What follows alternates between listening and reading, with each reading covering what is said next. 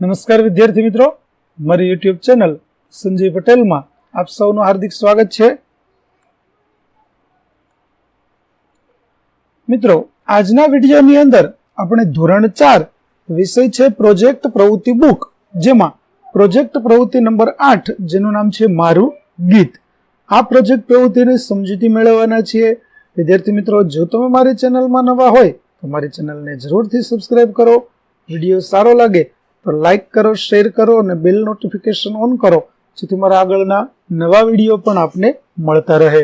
તેમજ વિદ્યાર્થી મિત્રો, આ પ્રોજેક્ટ પ્રવૃત્તિ બુકની પીડીએફ જોવા માટે પ્લે સ્ટોરમાં જઈ અમારી એપ્લિકેશન વિશ્વગુરુ STD 1 થી 12 ગુજરાતી ડાઉનલોડ કરી તમારા મોબાઈલમાં ઇન્સ્ટોલ કરો.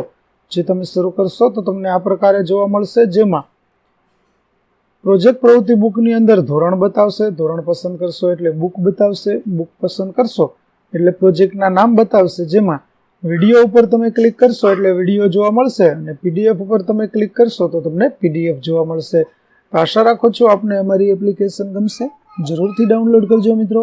તો ચાલો મિત્રો, હવે આપણે શરૂ કરીએ પ્રોજેક્ટ પ્રવૃત્તિ નંબર 8 મારું ગીત. આપના ગામમાં, ઘરમાં, આજુબાજુ પડોશમાં તહેવારો, શુભ પ્રસંગોએ કે અન્ય ઉજવણીઓના સમયે તમે બાળપણથી લોકગીતો સાંભળ્યા હશે. આ પ્રકારના લોકગીતો હજી પણ આપના માતા પિતા, દાદા દાદી, સગા વહાલાના મુખે ગવાતા જ હશે. આવા સ્થાનિક લોકગીતો જે કોઈ પુસ્તકોમાં ન હોય, પરંતુ માત્ર આપના ગામમાં સ્થાનિક રીતે જ ગવાતા હશે. આવા લોકગીતો પૈકીનું કોઈ એક લોકગીત નીચેના ભાગમાં લખો. તો ચાલો આપણે તે લોકગીત જોઈએ, જેમાં લોકગીતનું નામ છે આવ્યો મેહુલો રે. લોકગીત કંઈક આ પ્રકારે છે. ઓતર ગાજ્યા ને દખણ વરસ્યા રે, મેહુલે માંડ્યા મંડાણ, આવ્યો ધરતીનો ધણી મેહુલો રે.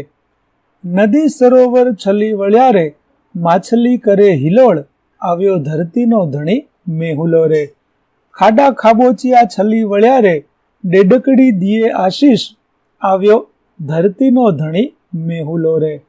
ધોરીએ લીધા ધુરી ધોસરા રે, ખેડૂએ લીધી બેવડ રાસ, આવ્યો ધરતીનો ધણી મેહુલો રે.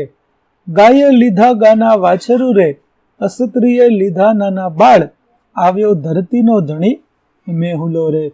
તો આ પ્રકારે વરસાદને લગતું એક સુંદર મજાનું લોકગીત આપણે જોયું. ચાલો હવે તે લોકગીતમાં શું કહેવા માંગે છે તેની પણ સમજૂતી મેળવીએ. તો આ લોકગીતમાં શાના વિશે વાત કરવામાં આવી છે? તો આ લોકગીત મેઘના આગમનનું વર્ણન કરે છે. પહેલી પંક્તિમાં કવિ મેઘના ગાજવા અને દક્ષિણ દિશામાંથી વરસાદ વરસવાનું વર્ણન કરે છે. મેહુલો શબ્દ વરસાદી મેઘ માટે વપરાય છે.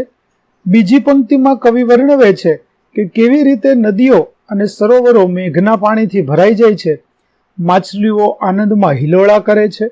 ત્રીજી પંક્તિમાં કવિ ખાડાઓ અને ખાબોચિયા મેઘના પાણીથી ભરાઈ જવાનું વર્ણન કરે છે. ડેડક એટલે કે બગુડા આનંદમાં આશીર્વાદ આપે છે. ચોથી પંક્તિમાં કવિ વર્ણવે છે કે કેવી રીતે ખેડૂતો મેઘના આગમનથી ખુશ થાય છે અને બેવડી ખેતી કરવાની આશા રાખે છે. પાંચમી પંક્તિમાં કવિ વર્ણવે છે કે કેવી રીતે ગાયો પોતાના વાછરા સાથે મેદાનમાં ચરવા જાય છે. છેલ્લી પંક્તિમાં કવિ નાના બાળકોને તરવા માટે નદી કિનારે લઈ જવાનું વર્ણન કરે છે.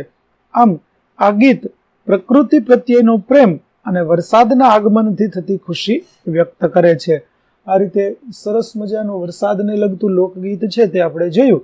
વિદ્યાર્થી મિત્રો, તમને જો આ લોકગીત પસંદ આવે તો તમે તે લખી શકો, અથવા તો તમારી આસપાસ જો કોઈ અલગ પ્રકારના લોકગીતો ગવાતા હોય જે તમે સાંભળેલા હોય તો આવા લોકગીત પણ તમે લખી શકો છો. તો વિદ્યાર્થી મિત્રો, અહીં આપણું પ્રોજેક્ટ પ્રવૃત્તિ નંબર 8 મારું ગીત પૂરું થાય છે. આશા રાખું છું આપને આ વિડીયો ગમ્યો હશે. તો આગળના વિડીયો મેળવવા માટે પણ મારી ચેનલને જરૂરથી સબસ્ક્રાઇબ કરો. તેમજ પીડીએફ જોવા માટે પ્લે સ્ટોરમાંથી અમારી એપ્લિકેશન વિશ્વગુરુ STD 1 થી 12 ગુજરાતી ડાઉનલોડ કરો, જેમાં આપને ધોરણ 4 તમામ વિષયના સ્વાધ્યાય સોલ્યુશન, સ્વાધ્યાય પોથી સોલ્યુશનના વિડીયો તેમજ પીડીએફો મળી રહેશે.